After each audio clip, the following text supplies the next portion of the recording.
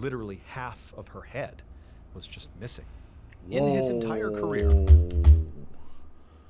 Whoa.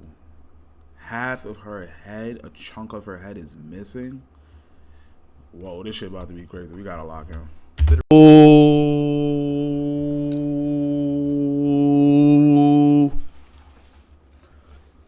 We back with your boy Floxkaboom, aka Floxkaboom. I know what's up with me, man. It's Flock, you already hear me? I know I've been slacking. Don't say it. I can't even say I've been slacking. This is my birthday. You got weed in my mouth?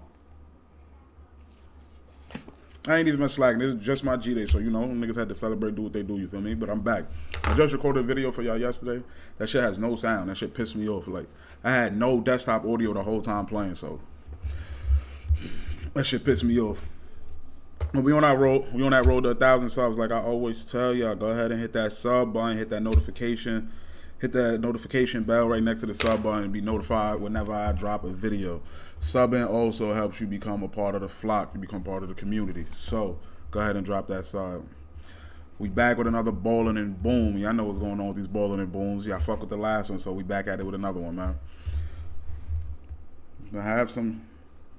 I'm gonna definitely have some shit dropping for y'all tomorrow. Don't even worry, don't trip. I'm gonna have something tomorrow for y'all too.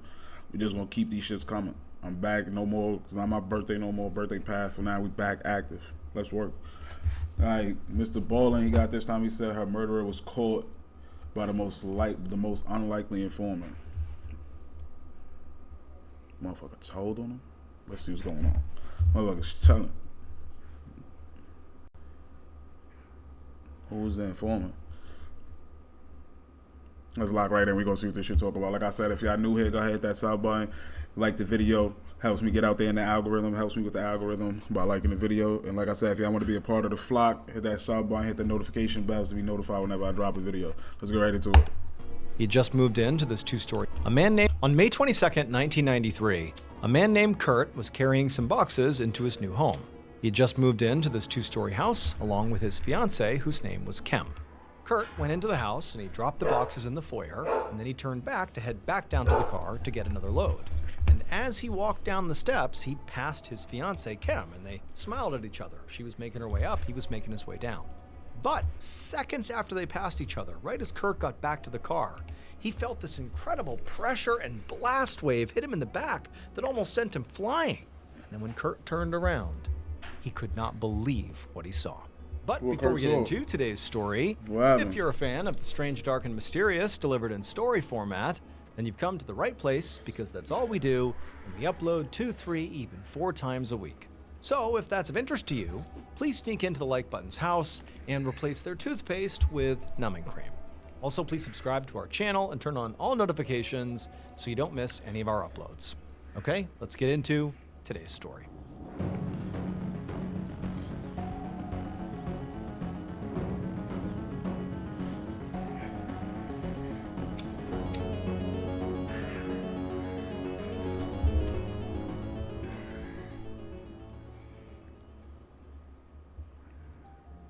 On the evening of Friday, May 21st, 1993, a 29-year-old woman named Kim Wenger clapped her hands together in front of her with happiness in the basement of the Golden Congregational Church in rural Iowa.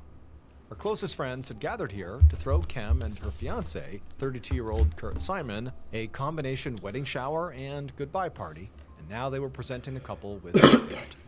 It was a money tree, planted in a little yellow coffee can with envelopes. My dumbass thought they was talking about it's really a money tree that grew money. Full of cash hanging off of it. Kim and Kurt both smiled and began making their way through the crowd to give everybody a big hug and to say thank you. Tonight was a big night for them. All their plans were finally falling into place. Tomorrow, they would pack all of Kurt's belongings into their car, and they would drive 230 miles south from the place where he had been living in Iowa to the city of Bloomington, Illinois, just outside of Chicago, where Kim already lived.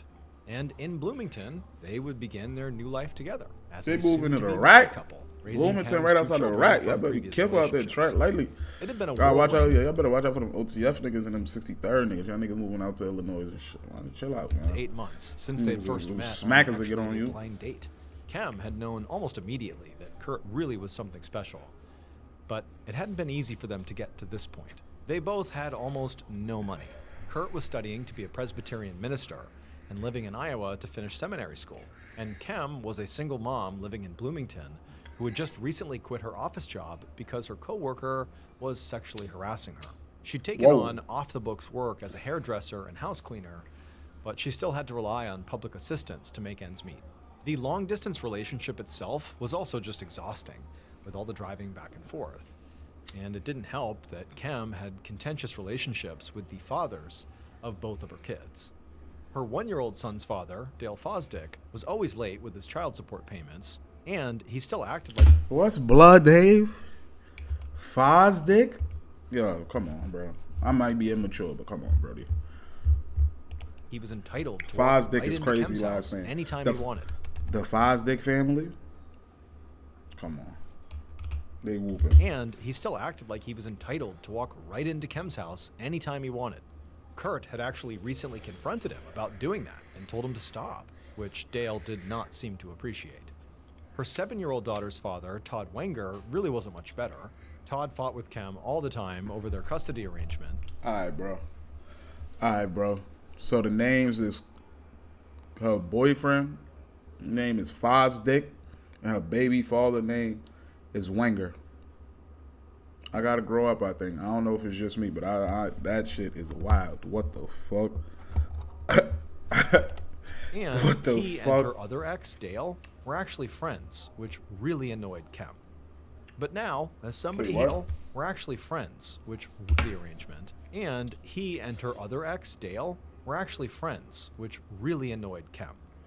But now, as somebody handed Kem so a piece two of her cake exes in was the church friends? basement, all those problems seemed like they were about to get a whole lot smaller. Kurt was moving in, and Kem was about to get her whole life organized. Waiting for her at home in Bloomington, she had a whole collection of Modern Bride magazines so she could plan their wedding. And she and Kurt were actually talking about Kurt maybe adopting her son. And she knew Kurt could very quickly get a job in Bloomington as a pastoral counselor. And they could maybe save some money by only having to pay for one residence now. And this money tree they were getting was a sweet start. I mean, Kem knew that the members of the congregation were not wealthy people by any stretch. But, she found it very touching that they'd pooled their limited resources to give her and Kurt such a wonderful send-off.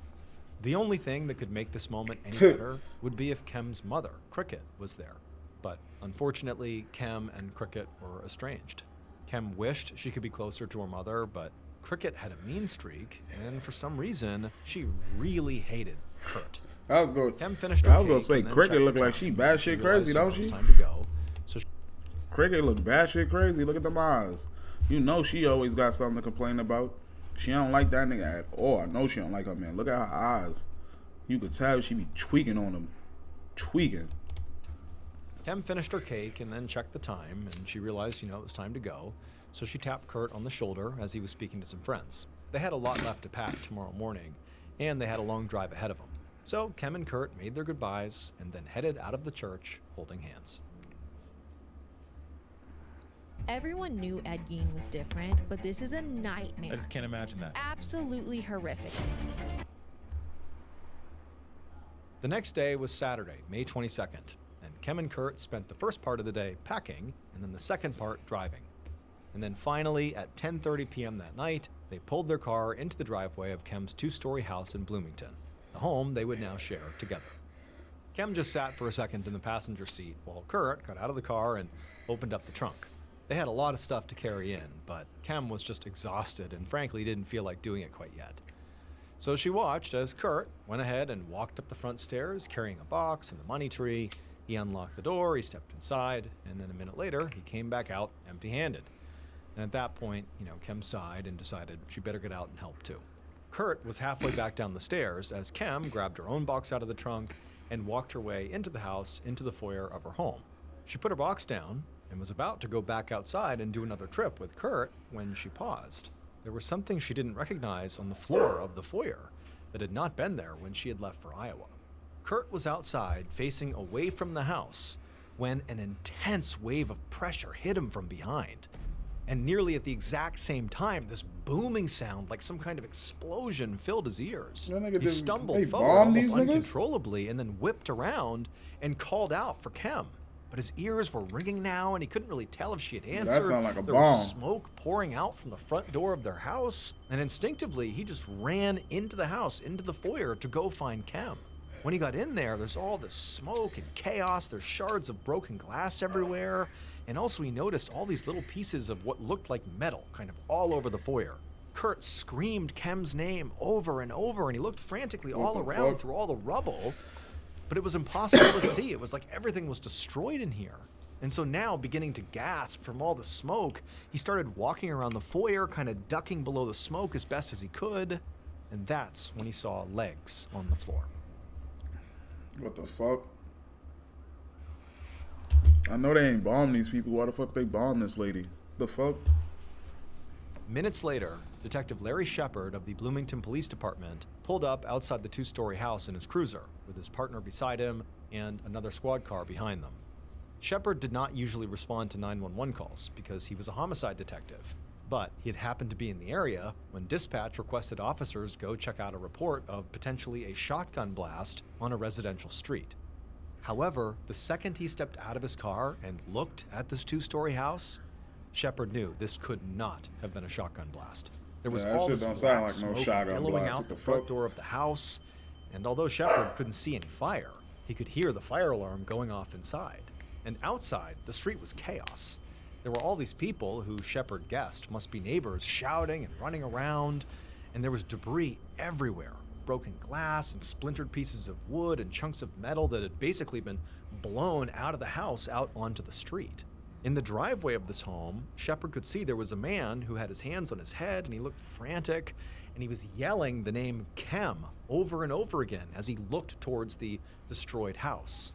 And it was at that point Shepard realized there must be someone or multiple people inside of the house. And he really couldn't wait for backup to go find them. So he and his partner shouted for everyone to stay back, and then they raced up the stairs into the smoke. Once Shepard was inside the front foyer, he could tell there was no active fire, just lots of smoke kind of hanging in the air. And he looked around and he saw there was a 6-inch hole on the wall right near the front door, and there was another hole right in the floor of the foyer. But even though he saw those things pretty quickly, his attention quickly snapped to the body of a woman. That shit had to be a bomb. And it was Everything in that bitch immediately clear destroyed. that there was nothing they could do for her. Literally half of her head was just missing. In his entire career. Whoa. Half of her head, a chunk of her head is missing? Whoa, this shit about to be crazy. We gotta lock him. Literally half of her head was just missing. In his entire career, Shepard had never worked a murder case where the weapon was a bomb. But standing in this blackened, destroyed foyer over the charred body of this woman, Shepard felt sure that that is exactly what he was looking at right now. Around this point, the officers from the other squad car had now come up the stairs and into the house. But Shepard told them to get back, go back outside, because the scene was not safe to process yet. They needed the fire department here, and they needed the bomb squad, because there could be more explosives. Not long afterwards, Shepard and the other officers stood on the front lawn as members of the fire department and the state police bomb squad combed through the scene. By this point, Detective Shepard had learned a bit more about what had happened. The dead woman was Kem Wenger, and the man he had seen screaming in the driveway was Kem's fiancé, Kurt Simon. Neighbors said the pair had arrived around 10:30 p.m., and a couple of the neighbors had actually noticed them before the blast went off when they started unloading their car. These neighbors said that they saw Kurt be the first one to go inside the house, and when he did, he went in carrying a box that he had pulled from the back of the car. And then these neighbors said they saw Kurt come out again, empty-handed, but he went down to the back of the car again, and he appeared to put something in the trunk. And at the same time, Kem had grabbed a box from the car, and she went into the house by herself, and that's when the explosion happened. Shepard was troubled by these accounts. He thought it was suspicious that Kurt had been able to walk into the house without getting hurt, and then just seconds later, Kem goes in, and her arrival seems to have triggered the explosion. I was about to say, set the bomb off. So naturally, he wondered if maybe that box Kurt was carrying that he went inside with, maybe that was the bomb, and he planted it. Type shit, that's what I was thinking. She goes in, and it obviously goes off. Mm-hmm. And then also he wondered, what had Type shit. That's what I was thinking. Gangster. I was right there with him, locked in. I'm right there with him. But I forgot what was his name. Kirk did that. I'm stereotyping. I'm making my assumptions early. Kirk did that. Kurt put back into his car after he came out again. What did he? Facts. That's what I was gonna say too. You feel me? Like, gangster. What was that you put back in the car? You supposed to be carrying shit out of the car, moving shit out of the car because y'all moving in. What is you bringing out? What boxes you bringing out to put back in the car, nigga? Y'all moving in, not moving out. All the boxes should be being brought in, right? Put into the trunk. But even more suspicious than any of that, chat here with me. Y'all locked in. Sweep of Kem's home. Y'all gotta be locked in. Y'all gotta peep the details. Wires, gunpowder. But even more suspicious than any of that was what a preliminary sweep of Kem's home had turned up in the basement, and that was wires, gunpowder, and fuses. Yep, Shepard Kirk did did not it. need to be a bomb expert to know that these could be components of a bomb, and that whoever killed Kem must have built the bomb right there in her basement, which naturally made Kurt Simon the #1. I don't trust nobody that hair look like this. Like, once you got half your head missing, but you can't let go of that. I know you can't let go of your girl. You can't let go of a bitch. So I know, you feel me? Like, if you can't let go of your hair, you can't let go of a bitch. So I see what's going on. Like, niggas like you gotta watch out for ladies out there. Y'all gotta be careful. When a nigga hair start receding and he can't just let it go and just go bald, he ain't never gonna let go of the relationship. That's a telltale sign right there. Listen to Dr. Boom. Like, I be knowing shit. Like, I be really tapped in. Like, I know shit like this. I be seeing it all the time. I watch a lot of these shows and watch a lot of these videos. Most of these niggas with the receding hairlines, these niggas be threats, like real life threats. Like, watch out for them. Suspect. So Shepard told a crime scene tech to process Kurt's vehicle and pay extra attention to the trunk. Then the detective walked over to Kurt himself. And Kurt was rocking back and forth, and he was crying, and he was still just saying Kem over and over and over again. Shepard asked Kurt if he could tell him, what had happened here. And Kurt looked at him with this vacant and shocked expression. And he told the detective that he didn't know what happened. He'd gone inside with a box, and he had just started back down the stairs when he felt the blast behind him. And at this, Shepard's eyes narrowed. Because according to the neighbor's account, he was looking at him how I'm looking. At his trunk, putting something back into the car at the time of the explosion. But Kurt was now claiming that he had actually only just exited the house, basically was on the stairs as the blast happened. Now, this discrepancy could just be a result of confusion, or Kurt could be lying to cover up whatever he may or may not have done. Kurt, what you did, nigga? Of whatever this was, Shepard just told Kurt that right now he was going down to the station for questioning.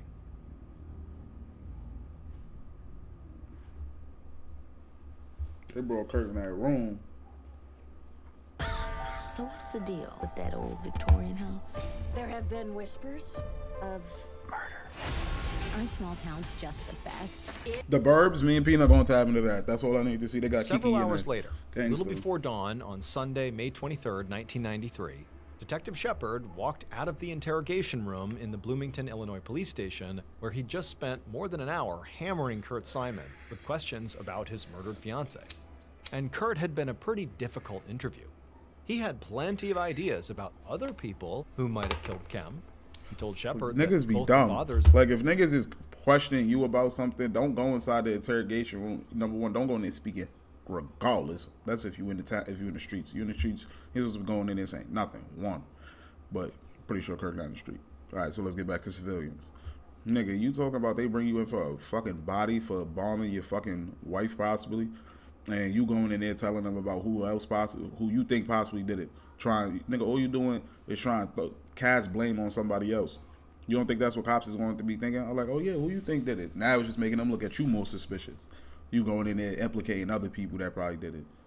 Nigga, you supposed to be going in there, if you a civilian, you going in there on some nigga trying to prove your innocence. You feel me? That's all you want to do. Or you going to tell them you want a lawyer, and your lawyer going to prove your innocence. You going to tell them, like, nigga, I ain't got nothing to do with my wife dying. Like, what the fuck? If you ain't got nothing to do with it. You sitting in there implicating other people, bro, they going to look at you like you did it, you fucking stupid nigga. Like, what the fuck? Kem's children, Dale Fosdick and Todd Wenger, fought with her all the time. And he said that Kem's estranged mom, Wilma Lewis, who everybody called Cricket, was, quote, every kind of evil. But Kurt... So that her mother killed her. That's what you telling us. You trying to tell the cops that her mother probably bombed her own daughter. Shut the fuck up, nigga. This nigga Kirk is chatting. Word of my dad, this nigga is chatting, bro. Seemed to have no information to offer about what he had actually witnessed before the explosion. He had stuck to a story that he had not seen anything suspicious at all in the foyer, which Shepard found hard to believe. Kurt also had no explanation for why the bomb exploded on Kem and not on him, and he also denied knowing anything about the bomb-making materials that had been found in Kem's basement. Kurt also said he hadn't put anything back in his trunk around the time of the explosion, but he couldn't explain why the neighbors said he had. Shepard ultimately thought Kurt was either the most unobservant person alive, or he was lying. And on top of all that, Kurt had refused to take a lie detector test. However, Shepard still had to let him go home. The detective just didn't have anywhere near enough evidence to arrest Kurt, at least not yet. At this point, the bomb squad was actually still searching the house for any additional bombs, so the crime scene techs had not gotten in yet to begin to start looking for forensic evidence. They actually hadn't even been able to remove Kem's body yet. Shepard knew the day ahead was going to be very busy. Other members of his team had spent the entire night canvassing the neighborhood and notifying and questioning Kem's family members, and now Shepard was sure there was going to be quite a few interrogations for him to conduct. He'd already been awake for 24 hours by this point, but he knew there was not going to be any sleep soon. So he walked to the office coffee pot and poured himself a cup of coffee and stood there drinking it and thinking about how he was going to nail Kurt Simon for murder. Meanwhile, the bombing itself was making huge news all across Illinois. By about 9 a.m. on Sunday morning, so less than 12 hours after the explosion, there were all these reporters milling around the front entrance of the police station, and some were even going in and out of the lobby, trying to talk to people and get any information. And Detective Shepard knew this story was only going to get bigger, because the Illinois State Bomb Squad had just called in the Federal Bureau of Alcohol, Tobacco, and Firearms, or ATF, to help them process the scene. And all that meant there was going to be an enormous amount of pressure on Shepard, who was leading the investigation. And this pressure was especially stressful this morning because the case he'd thought he'd had against Kem's fiancé, Kurt Simon, was starting to fall apart. In all their interviews with Kem's friends, everyone had said Kem and Kurt had a good relationship and were excited to start their life together. The crime scene unit had searched Kurt's car, where neighbors claimed they had seen him place something in the trunk right after the explosion or manipulate something back there, maybe a detonator. But the crime scene techs had found nothing suspicious at all back there. Shepard's partner had checked out Kurt's story that he had spent the entire week previous to the explosion in Iowa, where he lived, and he was moving here to Bloomington to live with Kem.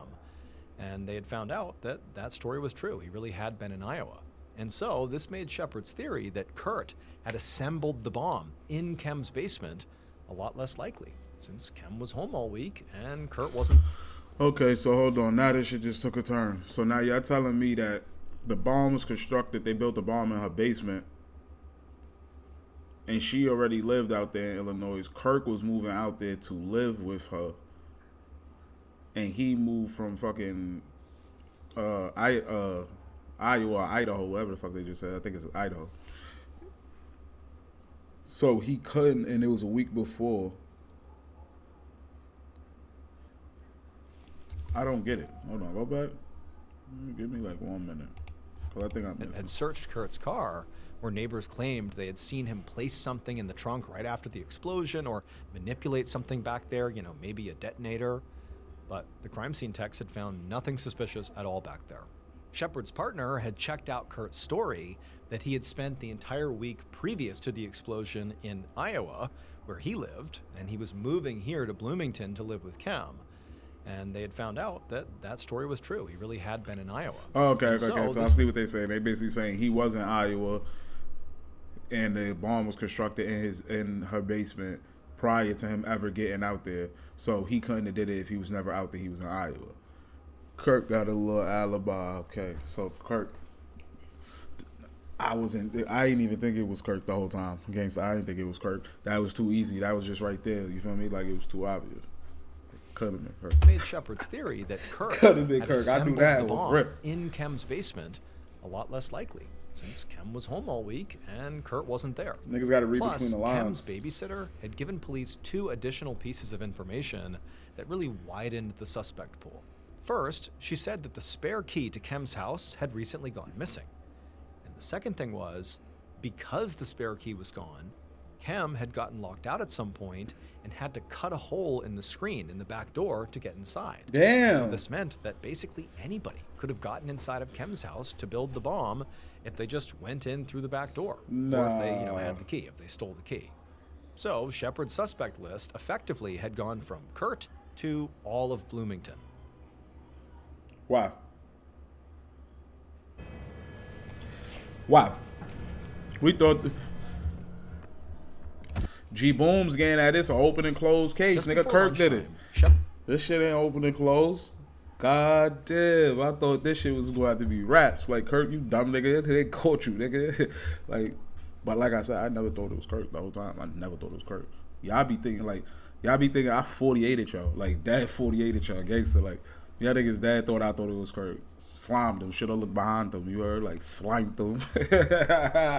Slimed him. Should have looked behind him. They think it was Kirk, bozo. Room where Kem's ex-husband, Todd Wenger, was sitting waiting for him.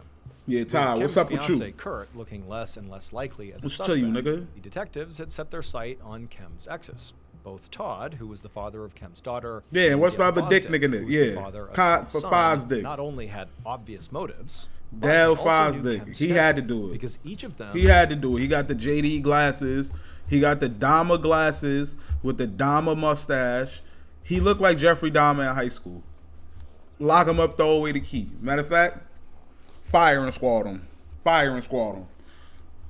That nigga out here bombing his exes. Fire squad him. He don't even, you feel me? He out here bugging. Dale Fosdick. Nigga, I know. Hey, bro, I ain't gonna lie to you. Chat, what's the over and under? Y'all got Ty Wenger or you got Dale Fosdick? Ty look like a good dude. Ty look like a good dude. Ty look like I don't know if they just chose bad pictures, because I know they showed another picture of earlier this shit. Cricket. Oh, yep, they go Ty right here. Hold on. Where we at? 17. Let's see Ty, a different picture. Nah, that's Dale again. Oh, hell no. Todd ain't a good dude. Fuck no, Todd ain't a good dude. Nigga, I lied. Why he look Spanish in this picture, though? Folks, them look like the dude that played Pablo Escobar inside Narcos.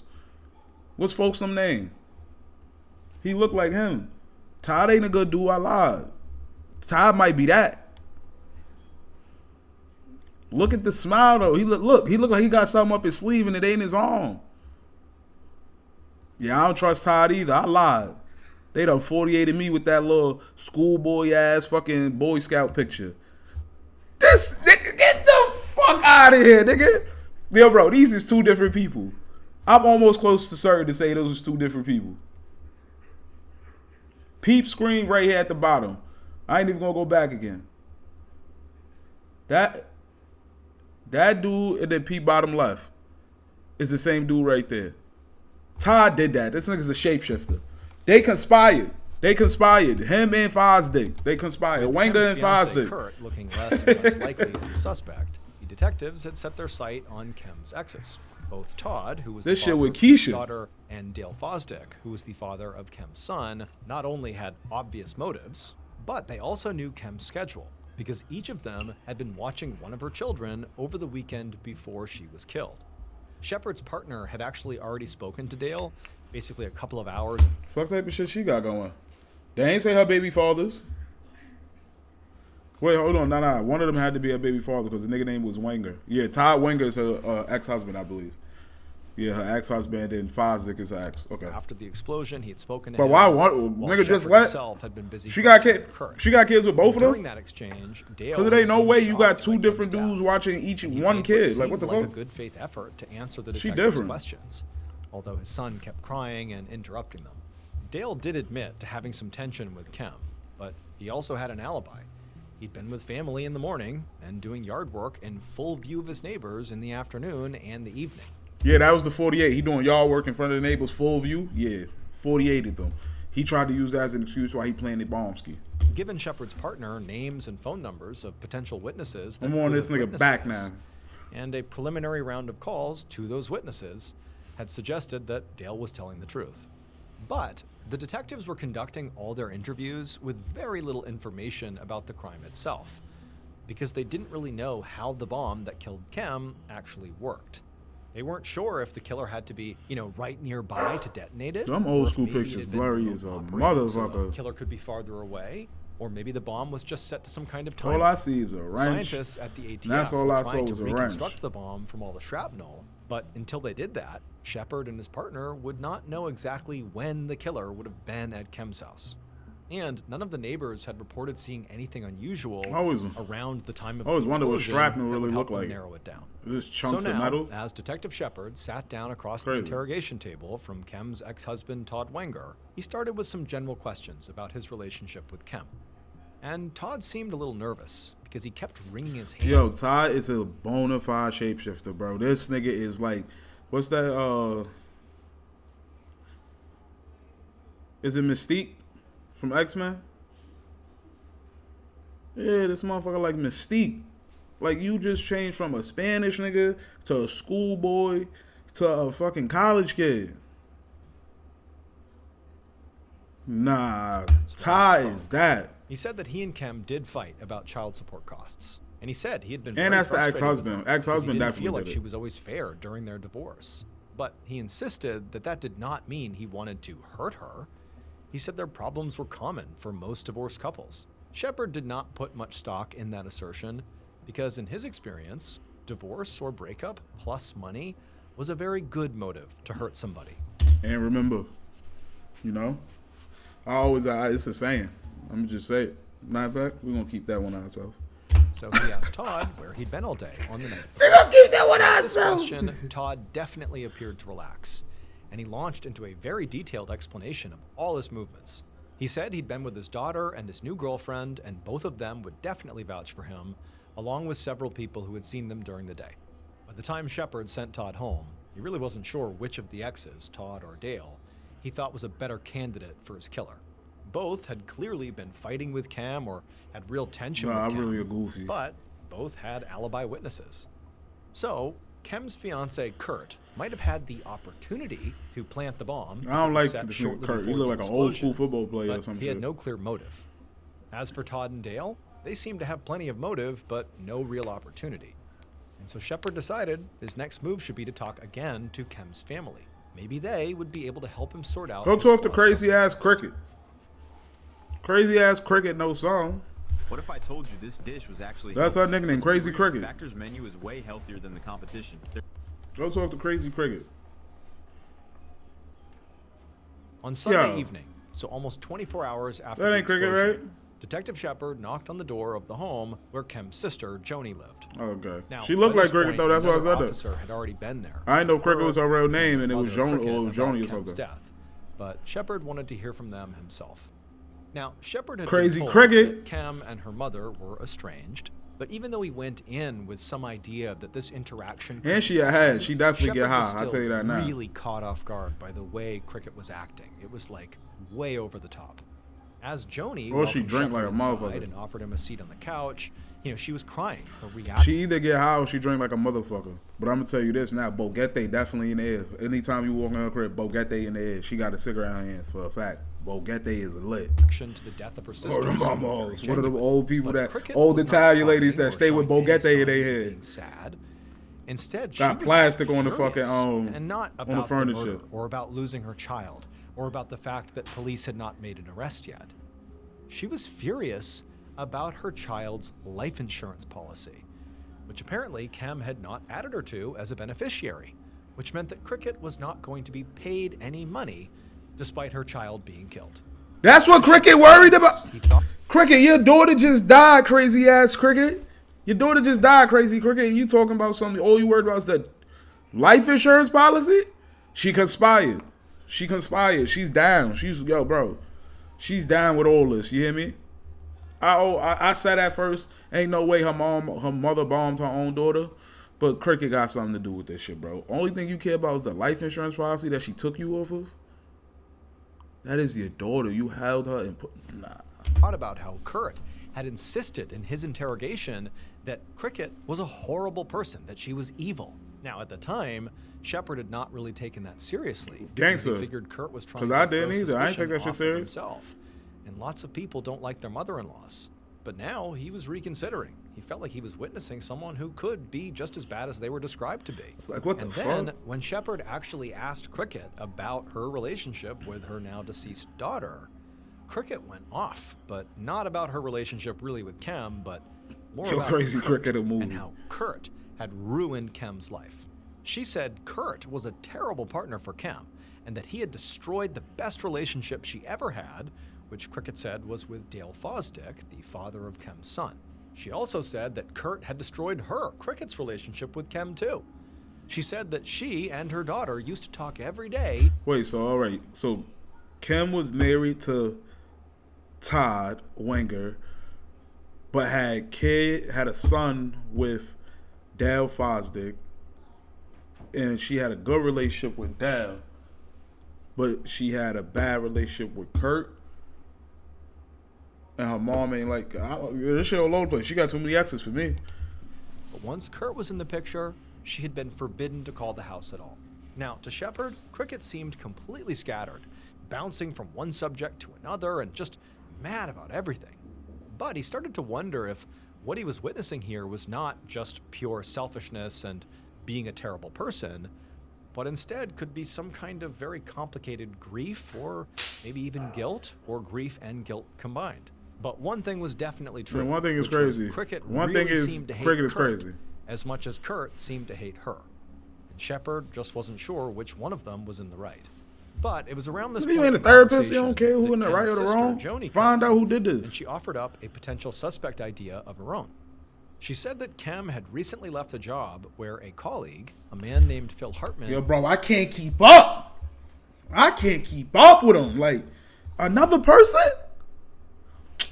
All right. Let's lock sexually in. harassed her. lock Following in, this, bro. Kem had actually gotten a settlement out of it. And apparently Phil had made threats afterwards, including a promise to get her for this. And so Whoa. Joni said it was Phil who the police really should be investigating for this murder. When Shepard finally left the house, his head was spinning. He'd gone to Cricket and Joni, hoping for clarity, sorting out his 3 suspects. But he'd come away with less clarity, and now 5 suspects. Kem's fiance Kurt, her exes Dale Fosdick and Todd Wenger, her co-worker Phil Hartman, and frankly, Cricket herself.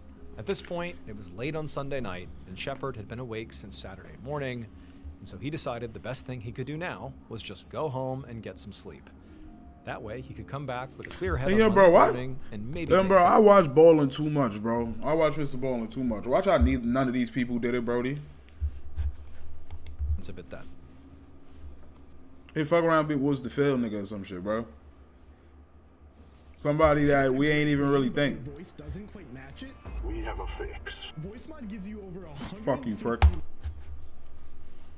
On the afternoon of Monday, May 24th, so almost 2 days after the bombing that killed Kem Wenger, Detective Larry Shepard walked through the front door of Kem's house, feeling cautiously optimistic. On the night the bomb went off, the police had to evacuate so the State Bomb Squad and the ATF could make sure there were no additional explosives. But finally, the night before, the scene had officially been cleared, which meant Shepard could now enter the house and actually look around for himself. Inside the house, he could see that the foyer was still in complete disarray, although Kem's body by this point had been removed and autopsied.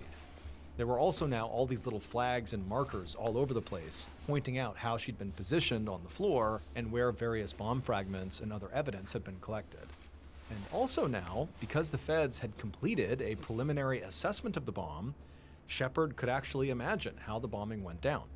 There was a 6-inch hole in the foyer floor, and Shepard now knew that that was where the bomb had been placed, right there on the ground, probably concealed in some kind of a small box or package. From the autopsy, which had shown distinct damage to Kem's right hand, Shepard knew that what likely happened was that she had spotted the package and picked it up with her right hand, which then triggered the explosion. And this was actually the single most important thing the feds had been able to determine, that the bomb was motion activated. This was huge because it meant the bomber did not have to be at or even near Kem's house to trigger the explosion manually. So that motherfucker had, because I watched a couple of these crime videos, that mean that shit had mercury in it, I believe, right? Which meant they could have left this thing there anytime during the weekend. This also explained why there were a bunch of wires and bomb-making materials found in the basement, because if the bomb had been built somewhere else and transported to Kem's house in, say, a car, the bomb could have exploded along the way. So what likely happened was that Kem's killer brought a partially finished bomb to Kem's house that would not detonate as they carried it, and then they put the final touches on it right on site once it was actually in position in the foyer. This also meant the bomber had to be pretty sophisticated, because building a bomb like this took technical skill, it took some intelligence and real attention to detail, because if you don't have those things, you can set off the bomb and kill yourself. And so, in Shepard's mind, this likely took Kem's mother, Cricket, right off the table. She just did not strike him as organized enough or really coherent enough to build this type of bomb. She just seemed way too scatterbrained.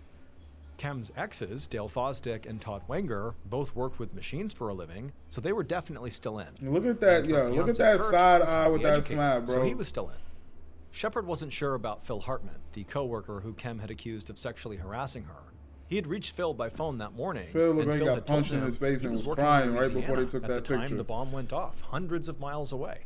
But Shepard knew just being physically far away from the bomb when it went off was not a perfect alibi, because it was motion activated. You could place it and then travel and be far away.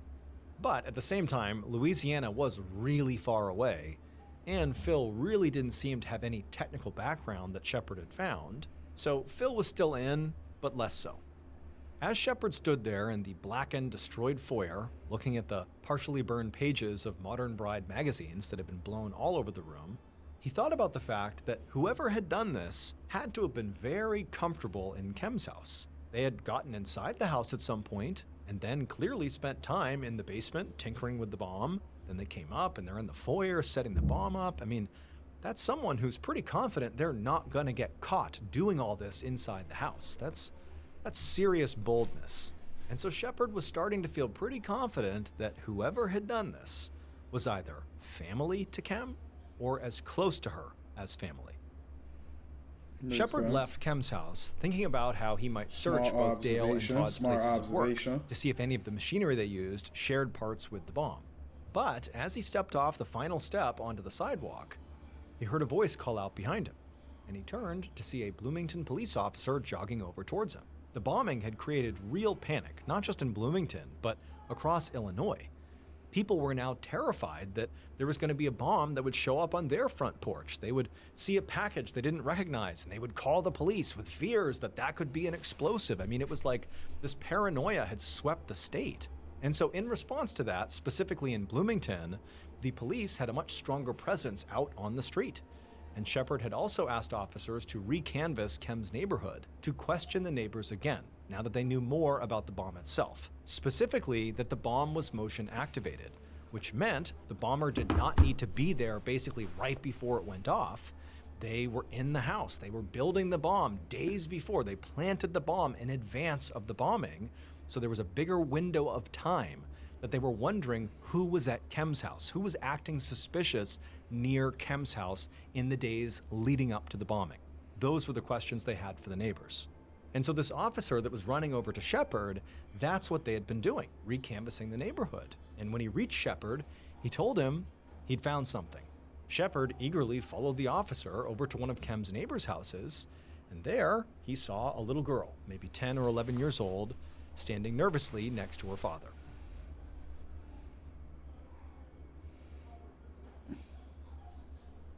And based on what this little girl would say, along with evidence collected by the Bloomington Police Department and the ATF. Here we go, boys. Here we go, ladies. Let me know. Predictions in the fucking comments. Let me know who y'all think it was. Todd, Dale, Phil, or Crazy Cricket. Or was somebody we didn't even think of. Let me know in the comments. Don't try to act like we right here. We had 3019. Let me know if y'all made it this far. If y'all made it this far too, drop a like, man. This video been fire. Drop a like, man. Sub up, man. Sub up, man. I know y'all been rocking with the video. How I'm rocking with it. Sub up. Go ahead and do that for me. But yeah, who the hell y'all think it was? Let me know in the comments. This is a reconstruction of what authorities believe happened to Kem Wenger on May 22nd, 1993. Damn, this was in 93? It was like early 2000s or something. Try imagining a place where it's always safe and warm. Come in, she said, I'll give you shelter from the storm.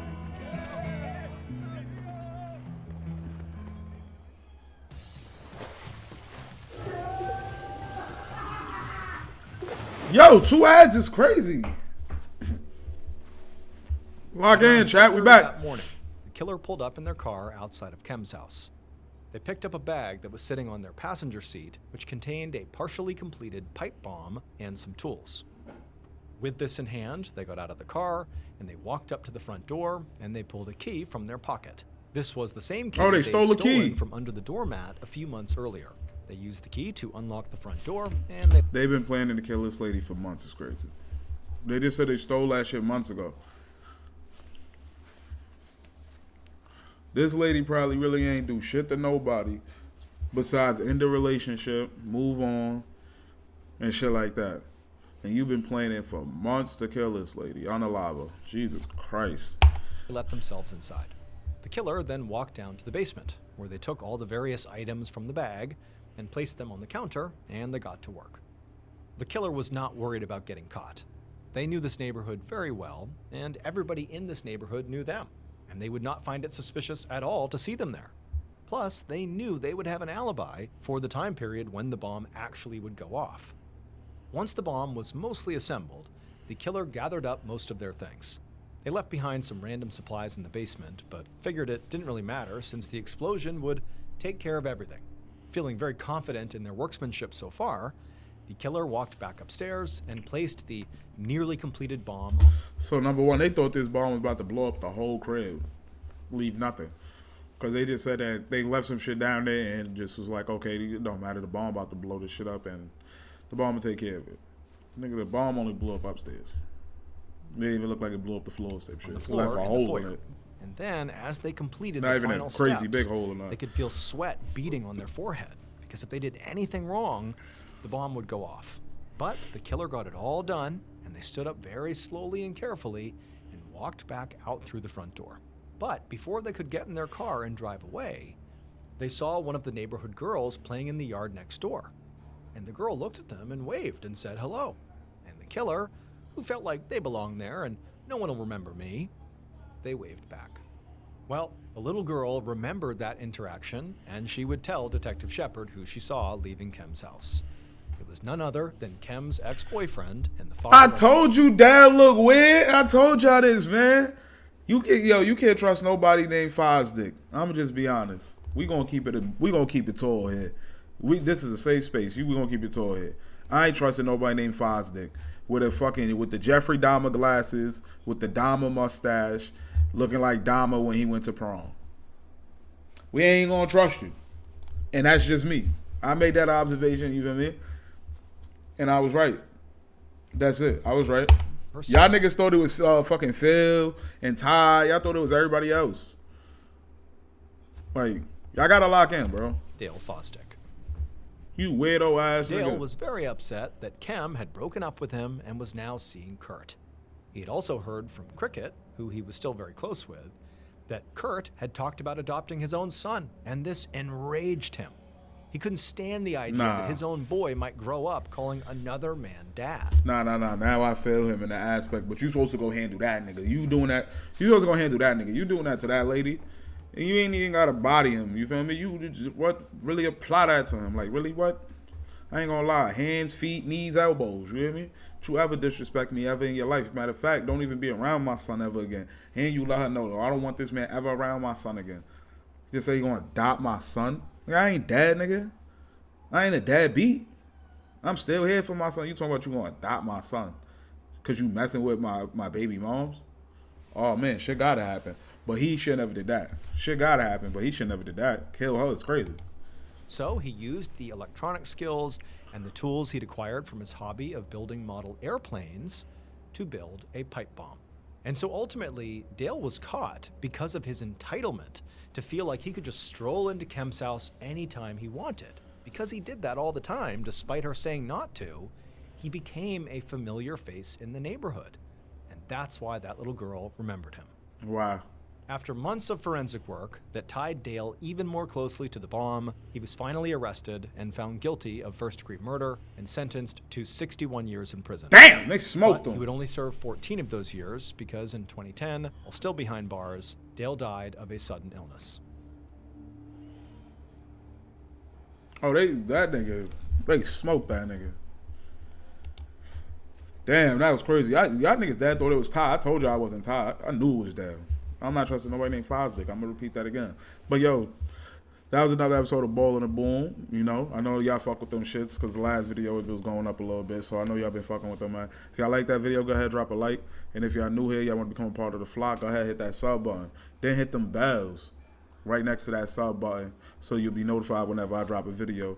You'll be notified whenever I drop another Ballin' and Boom. You get what I'm trying to say? Now go ahead, do that for me. We'll wait.